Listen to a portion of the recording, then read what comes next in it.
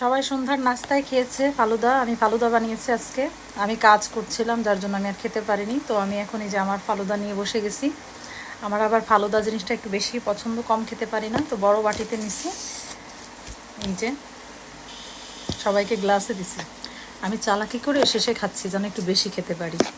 আর এই বেশি খাওয়ার যে চিন্তাধারা, এটা থাকলে আপনারা অবশ্যই শেষে খাবেন। মানে শেষে কিন্তু একটু এক্সট্রা থেকে যায়, ঠিক আছে? ওইটা আমি রেখে দিয়েছিলাম।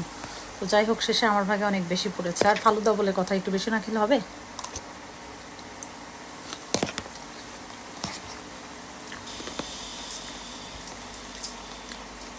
অনেক মজা।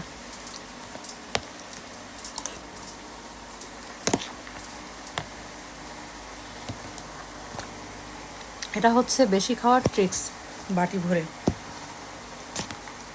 আমার তো কিছু করার নাই, আমি সবাইকে দিয়ে যা ছিল সেটাই খাচ্ছি। আমার কি এখানে কোনো দোষ আছে গাইস? তোমরাই বলো, আমার কি কোনো দোষ আছে?